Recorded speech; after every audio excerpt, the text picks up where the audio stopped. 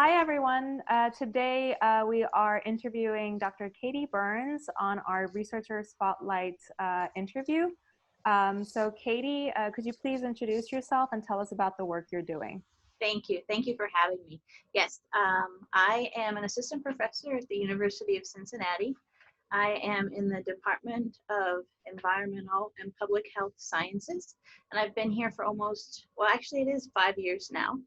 And our lab is up and going and ready to go, and we study different aspects of endometriosis.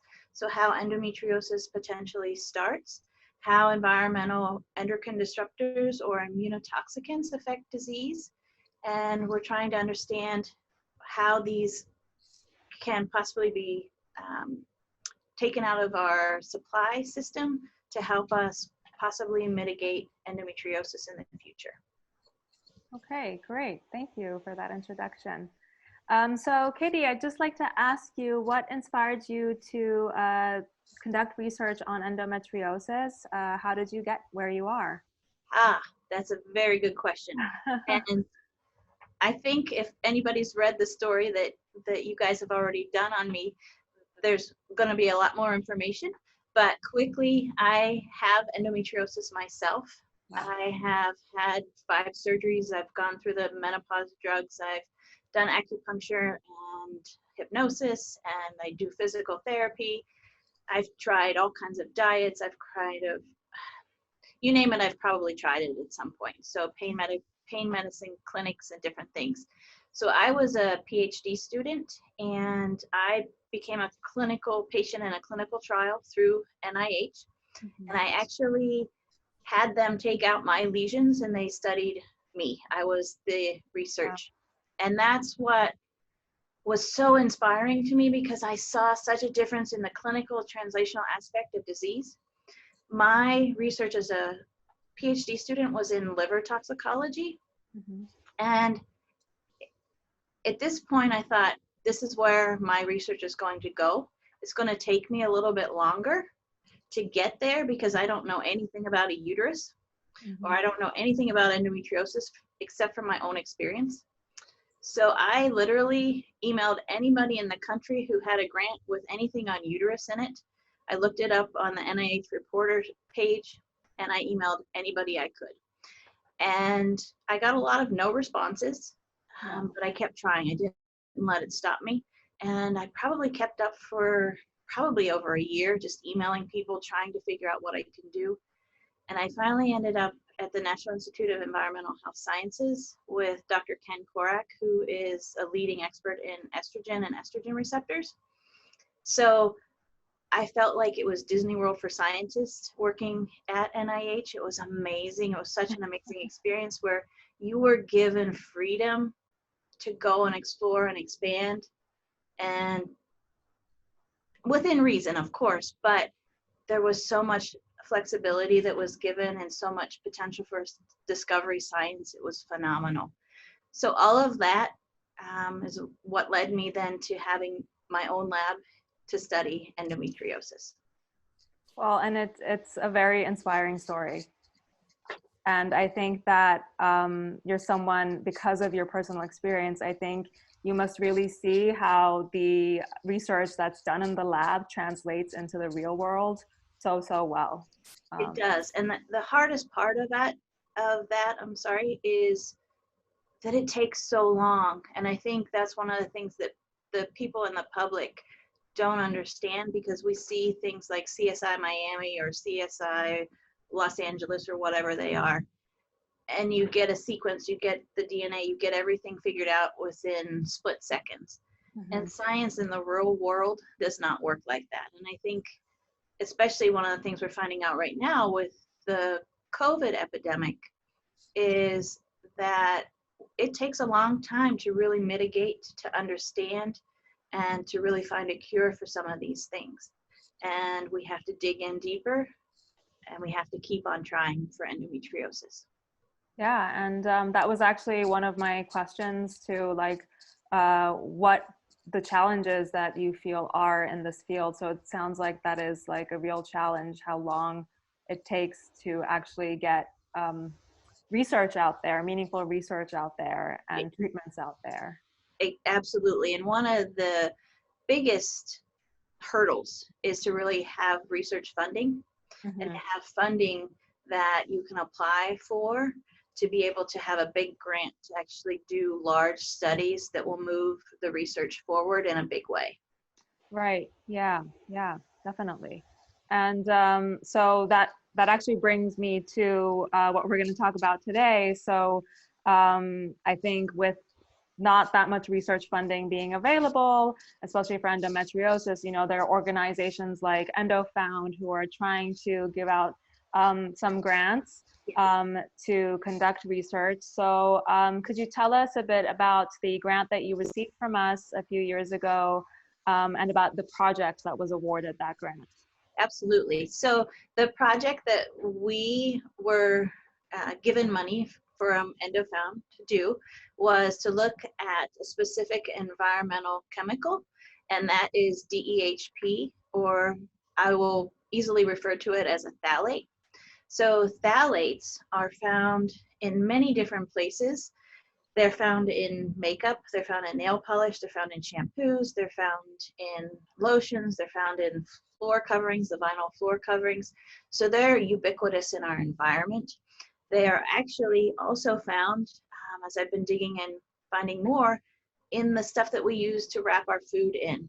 So any of the processed food compounds and things that we actually eat are covered in these things because the phthalates are not actually covalently bound to the product that they're on, and they're leaching out and they're getting into the environment. So this is one of the chemicals that we are looking at. And interestingly, with makeup, for instance, or perfumes or the creams, anything that says, fragrance is potentially a phthalate because the FDA does not require that we say the exact ingredient. So there's a lot out there that we don't even know what it is and where it is. So this chemical is known to affect the endocrine system, but it's also more and more found to be involved in immune mediation and immune regulation.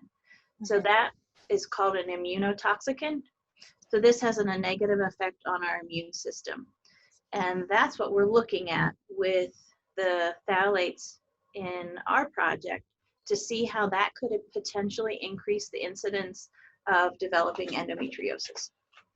Wow. And I think you're also, it's so important for us to hear that just, you know, how your work is, again, translating into our daily lives. We find these chemicals in so many of the daily products that we're using, especially as women. I mean, I heard you list creams there, just like plastics there.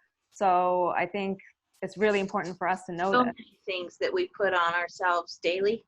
I usually make a joke that I only put on makeup when I have to do a talk or an interview, because otherwise I don't want it getting into my skin and leaching into my body that way. But there's also something that's really important is a different side of our research was looking at the bisphenols. And many people know about BPA and replacing BPA and taking that out of your containers, your water bottles, those types of things. Right. So those have been removed. They've been replaced with different compounds, and we don't know what those compounds are necessarily. And now people are finding, and they're calling them regrettable substitutions or regrettable replacements, because in a number of cases, what is being substituted is actually worse than the parent compound. So that's what we're also trying to look at. And those seem to have an effect on disease once it's already established. And we just, well, not just, but in the last year, we published a paper on this and on endometriosis. Right. Okay. Yeah. And I think that also brings me to my other question, which was to ask you about not just the projects that received the EndoFound grant, but any other projects that you are working on that you would like to tell us about. Absolutely. So many different avenues and projects. So we found, I guess, probably 5 or 6 years ago now, I found doing the research that the initial phase of endometriosis seems to be immune dependent and not really focused on the estrogens or the estrogen receptors. So from that's where we got the idea that we wanted to look at how endocrine disruptors and these immunotoxicants play a role in endometriosis, because there has been an increase in diagnosis of endometriosis. We don't know if that's due to awareness or if it's due to the environment and what we're exposing ourselves to. So we have those lines of research that we're working on.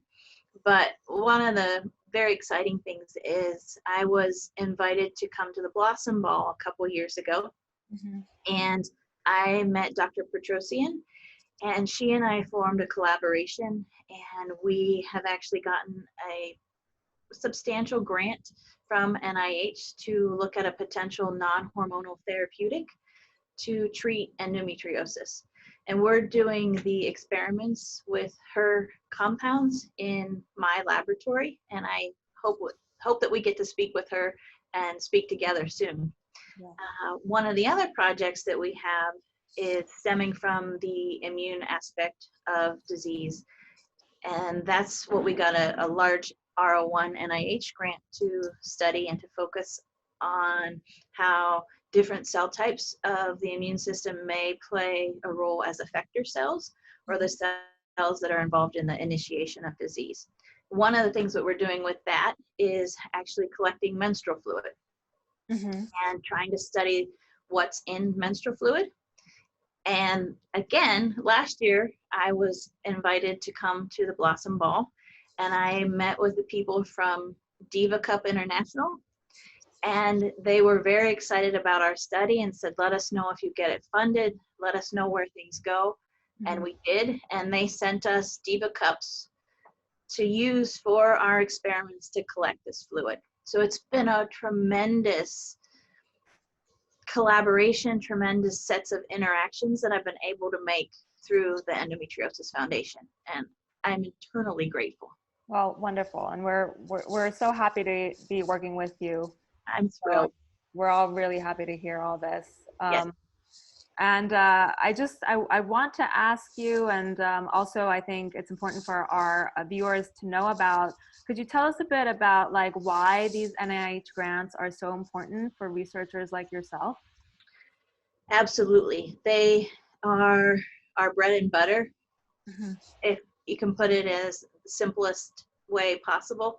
The labs run on funding. So my salary, the reagents in the lab, my technicians, the students, all run on funding. If we have no funding, we have no lab. And to be able to purchase anything to do the studies, you have to have grants, you have to have these awards to be able to move forward in the lab. If you don't have them, there's no way you can move forward. And their research priorities across the whole entire country is very minimal for endometriosis. So the NIH has about $6 to $8 million that they give to endometriosis research per year. Compared to other diseases, this is very minor. So it's about, I figured out the math, it's about 69 cents per person with endometriosis that we spend on research dollars. Wow. Whereas with other diseases like breast cancer and prostate cancer and AIDS, the amount of money is multitudes times higher. Yeah. So fibroids and fibromyalgia, endometriosis are all very minimally funded diseases.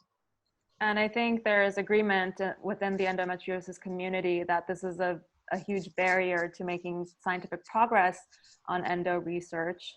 But with that, I want to ask you if you feel, I know we touched on this at the beginning of the interview, but if you feel that there are any other challenges that researchers like yourself face when conducting endo research. I think some of the other challenges we face are actually getting patient samples to use, patient samples to study, because some of the endometriosis lesions are so very tiny And with them being so tiny, there's the likelihood of them being contaminated with the tissue that they're on or surrounding. Mhm. The idea with the endometriomas, which are specifically on the ovary, you Mhm. often find that there seems to be ovarian tissue that is coming with some of these. And there's probably information that is more ovarian specific than endometrioma specific. And I think we're just starting now at the very tip of this iceberg, where we're trying to understand that there are different subtypes of endometriosis. And a lot of the literature, and nothing against anybody who's done any of this, but now we're digging deeper and we're understanding more. But a lot of the older research was done on the endometriomas because we could get that tissue, we could get that information. And now that we have much more advanced technologies with single cell sequencing, RNA sequencing, you name it, these techniques that we didn't have many years ago to actually drill down and to look at what's going on, and to find out if there's mutations, if there's different cell types that we don't know about. That's where we need to go. Yeah, yeah. And I'd also like to hear your thoughts about what future research you think needs to be done on endo. Okay, I made a list. Yeah. But I want to check it to make sure that I remember everything. So I think, as we've touched upon, the immune cell work, I think, is very important in trying to figure out which signaling pathways of those immune cells. It might not be one immune cell type, but multiples, and how they signal back and forth to each other. And maybe one of them has a mutation, or maybe one of them has an inability to act correctly. And I think that's one of the things that we need to find out. It may not be just the numbers of immune cells. The other thing that we really need to work on is how to diagnose this disease besides doing surgery. Mm-hmm. We need a firm diagnosis. I know that there are labs that are working on this, and they're looking at microRNA diagnoses through saliva and those types of things. So hopefully there's true promise and that they're actually going to be happening and that we're going to find this out. I think that we also need to look more into, as I've talked about, the toxicant work. So how these chemicals in our environment are affecting us from the inside out, literally, or the outside in.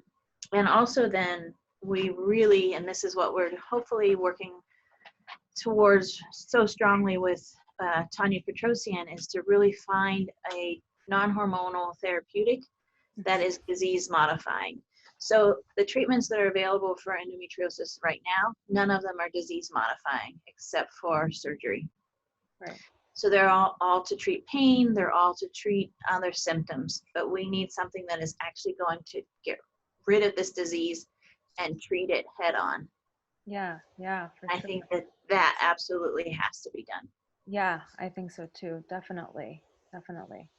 And I think that on a closing note, I want to ask you what excites you most about your research and this field in general.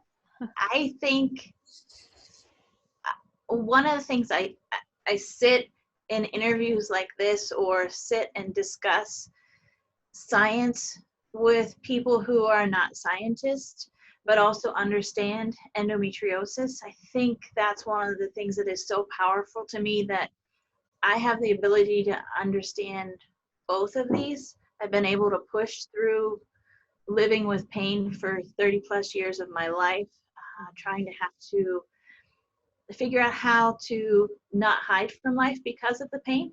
Mm-hmm.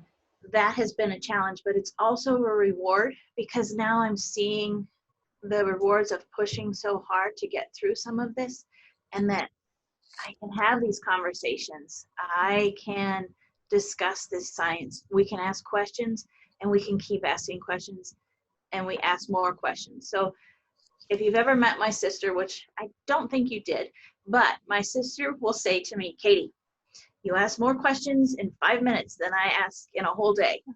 So asking these questions and digging deeper is part of who I am, and that's what excites me most about endometriosis. Yeah, and we're so happy to hear your passion It's truly inspiring. So thank you for everything you do. Thank you. We're really, really grateful. Thank you. Yeah. So do you have any final thoughts or comments that you'd like to share with us? Besides just saying thank you, and then I'm really grateful to the Endometriosis Foundation of America and what they've been able to expose me to, and the grant funding that we've been able to get to develop this as a seed project that we hopefully will be able to build into a large project in our lab. Just thank you. Yeah.